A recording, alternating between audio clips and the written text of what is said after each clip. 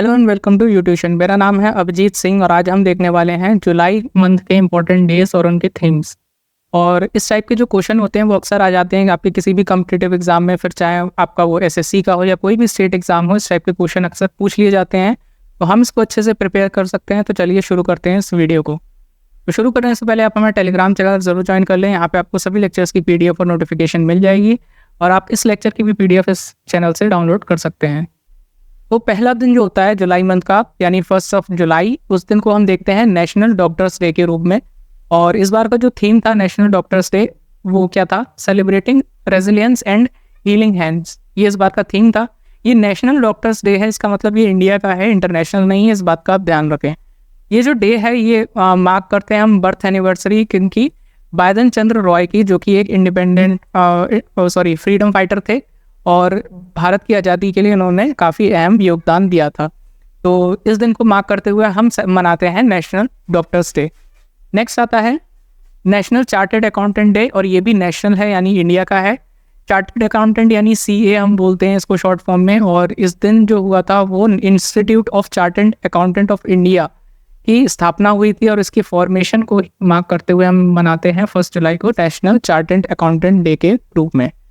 Next आता है 6 जुलाई। 6 जुलाई को हम देखते हैं वर्ल्ड जूनोसिस डे। और जूनोसिस डे का मतलब क्या होता है? इस बार का जो थीम था वो थीम देख लीजिए। थीम था one world one health, prevent zoonosis, stop the spread. ठीक है, ये इस बार का थीम था। और जूनोसिस क्या होता है? ये इन्फेक्शियस डिजीज होती है जो कि ट्रांसमिट होती है एनिमल्स टू ह्यूमंस के बीच में।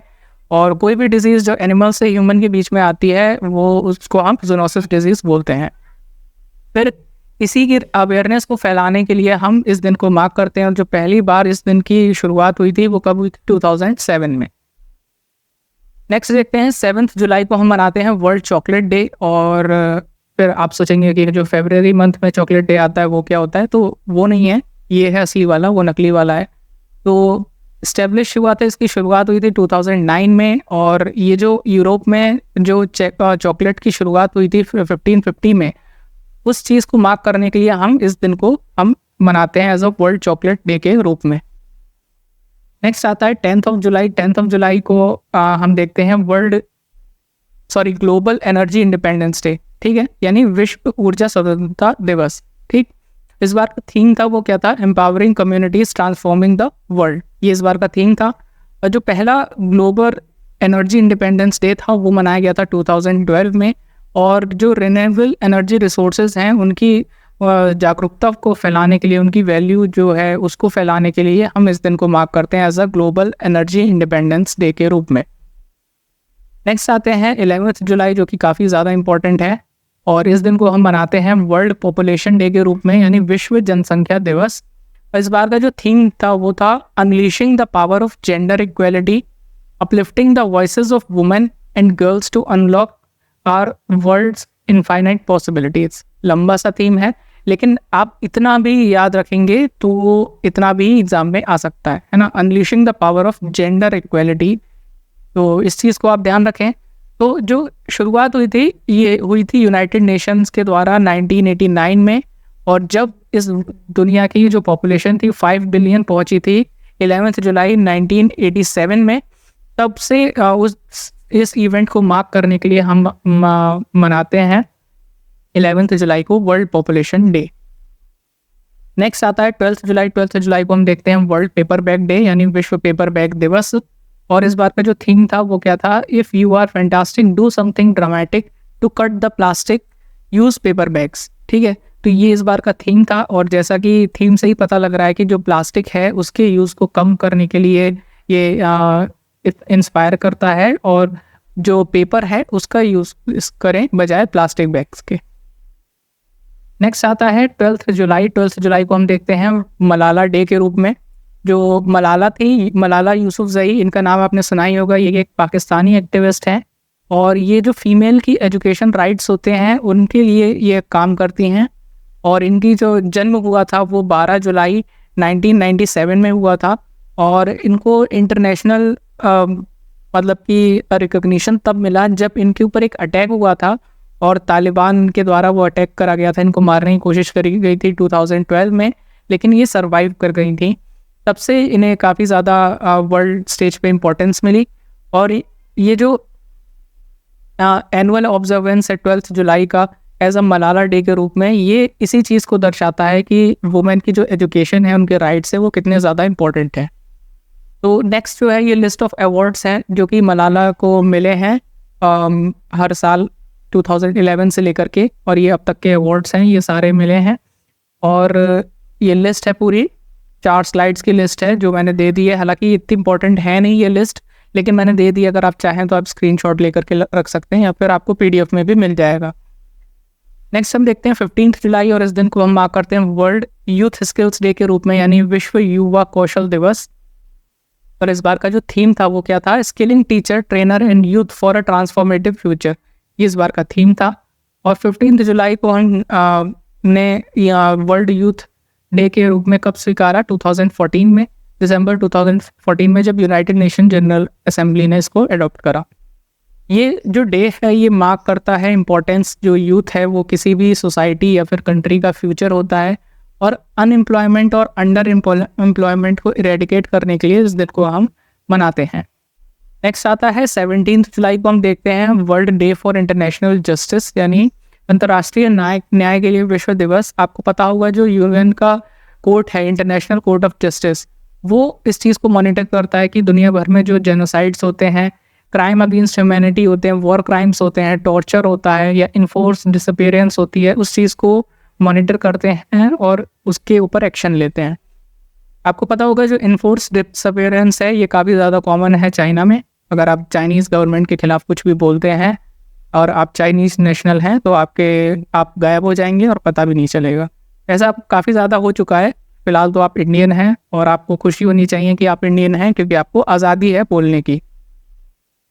नेक्स्ट आता है 18 जुलाई। 18 जुलाई को हम देखते हैं नेल्सन मंडेला डे के रूप में। ठीक है, नेल्सन मंडेला कौन थे? ये एक एक्टिविस्ट थे, सोशल एक्टिविस्ट थे। इस बार का जो थीम पहले देख लेते हैं। थीम क्या था? The legacy lives on through you, climate, food and solidarity. ठीक है, ये इस बार का थीम था। और ये जो डे है वो मार्क करता है जो नेल्सन मंडेला का जो लाइफ लॉन्ग कमिटमेंट था टुवर्ड्स सोशल जस्टिस और ह्यूमन राइट्स के प्रति। और इन्होंने जो था वो ब्लैक रेस के जो लोग होते हैं उनके सोशल जस्टिस और उनके जो राइट्स हैं उनके लिए काफ़ी ज़्यादा फाइट किया था और काफ़ी ज़्यादा स्ट्रगल करा था। ये साउथ अफ्रीका के प्रेसिडेंट भी थे। तो इस चीज़ को मार्क करने के लिए हम इस दिन को मनाते हैं 18 जुलाई एज नेल्सन मंडेला डे। 12 जुलाई को आता है इंटरनेशनल चेस डे, यानी अंतर्राष्ट्रीय शतरंज दिवस। और ये जो दिन है ये हम मार्क करता है formation of world chess federation, जो कि जिसकी स्थापना हुई थी 1924 में। इसको हम दूसरे नाम से भी जानते हैं, फेडरेशन इंटरनेशनल देस एचएस। तो ये इस नाम से भी जानते हैं, या फिर इंग्लिश में आप बोले तो वर्ल्ड चेस फेडरेशन। ठीक है, नेक्स्ट आता है 25 जुलाई, और इस दिन को हम मार्क करते हैं वर्ल्ड एम्ब्रियोलॉजिस्ट डे, यानी विश्व भ्रूण विज्ञानी दिवस। और जो एम्ब्रियोलॉजिस्ट होते हैं वो कौन होते हैं? जो स्टडी करते हैं किनकी? स्पर्म्स, एग्स और एम्ब्रियोज की। इस दिन को हम दूसरे नाम से भी जानते हैं जो कि कहलाता है वर्ल्ड IVF डे। IVF को हम बोलें तो इन विट्रो फर्टिलाइजेशन। ठीक, तो ये जो डे है असल में ये मार्क करा जाने लगा कब से? जब 1978 में फर्स्ट बेबी बॉर्न हुआ था थ्रू IVF प्रोसेस। और इस बेबी का नाम क्या था? Louise Joy Brown. ठीक है, नेक्स्ट आता है 26 जुलाई। 26 जुलाई को हम मनाते हैं कारगिल विजय दिवस, और ये काफ़ी प्राउड वाला दिन है एज अ इंडियन। और साथ ही साथ हम याद करते हैं सेक्रीफाइस को, जो सर्वश्रेष्ठ बलिदान दिया था हमारे सोल्जर्स ने और इस कंट्री की प्रोटेक्शन के लिए, जो कि कारगिल वॉर हुई थी 1999 में।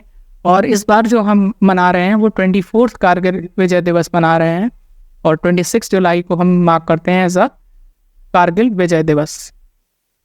नेक्स्ट देखते हैं 28 जुलाई, और इस दिन को हम देखते हैं वर्ल्ड नेचर कंजर्वेशन डे। और इस बार का जो थीम है वो क्या है? Forest and livelihood sustaining people and planet. ठीक है, ये इस बार का थीम है। एक बार आप इस वाले थीम को अपने तरफ से भी ज़रूर चेक कर लें। मैंने इसको स्टार मार्क कर रखा है, हालांकि यही सही है, बट एक बार खुद से भी चेक करें और मुझे कमेंट सेक्शन में बताएं।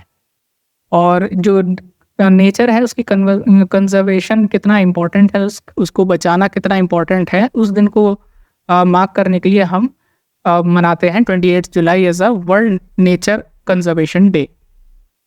नेक्स्ट आता है 28 जुलाई को ही हम देखते हैं वर्ल्ड हेपेटाइटिस डे, जो कि एक लीवर का डिजीज़ होता है। और इस बार का जो थीम था वो क्या था, one life one liver.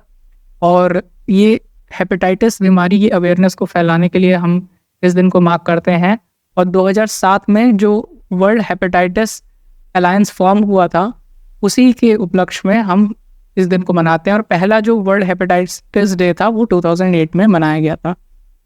Next आता है 29 जुलाई इंटरनेशनल टाइगर डे या अंतर्राष्ट्रीय बाघ दिवस, जिसको हम बिग कैट्स भी बोलते हैं।